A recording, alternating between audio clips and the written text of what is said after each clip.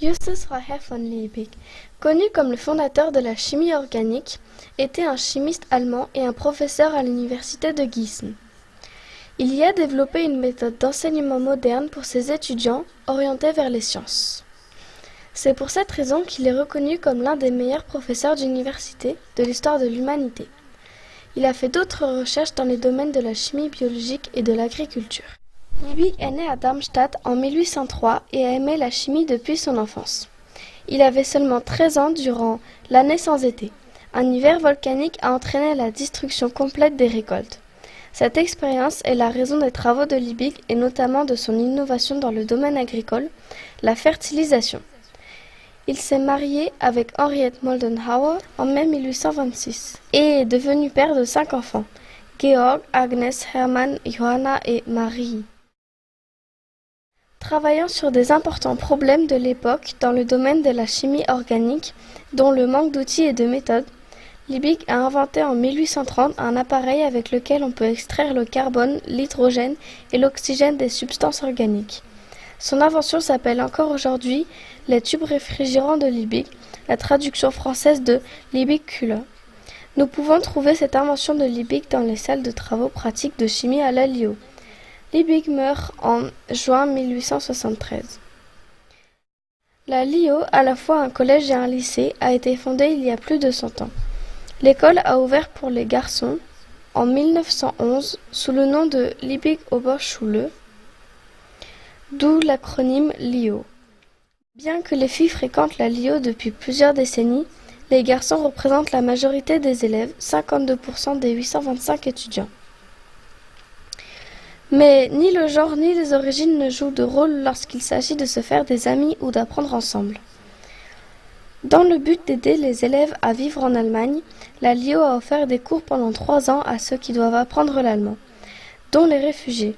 Cela a été un tel succès que les 70 professeurs de notre école n'enseignent pas seulement le curriculum, mais également la solidarité et la coopération sans prendre en compte les origines de chacun. Rester tous ensemble est très important pour nous, surtout aujourd'hui.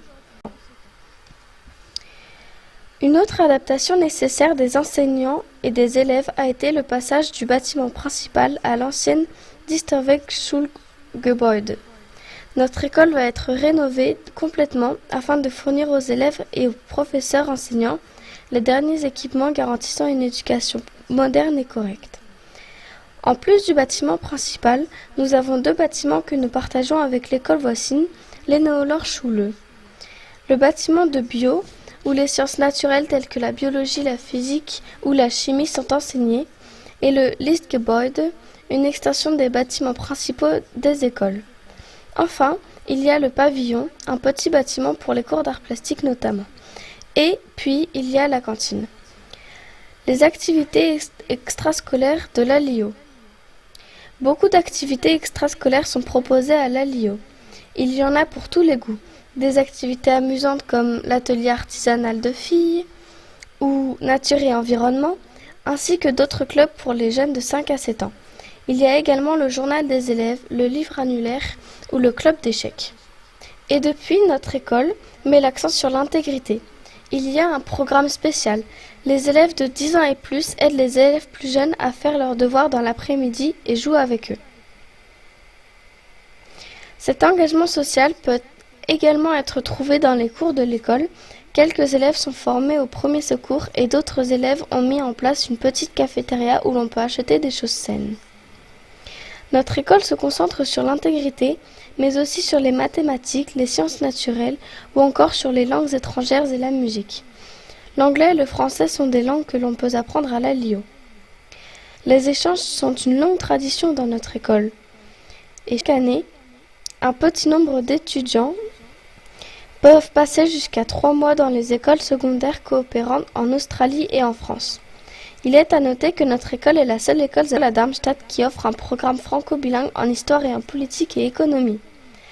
Il est également possible d'acquérir des certificats en langues étrangères, par exemple DELF, FCE ou CAE.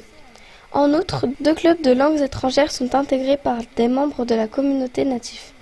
Le CDI Club de français et le Club de chinois, où vous pouvez améliorer vos études et avoir un aperçu approfondi de la culture et de la cuisine. Et enfin, l'accent sur la musique. La LIO offre un excellent club de théâtre, de nombreux groupes de musique interdisciplinaires comme un orchestre, une chorale et le LIO Big Band.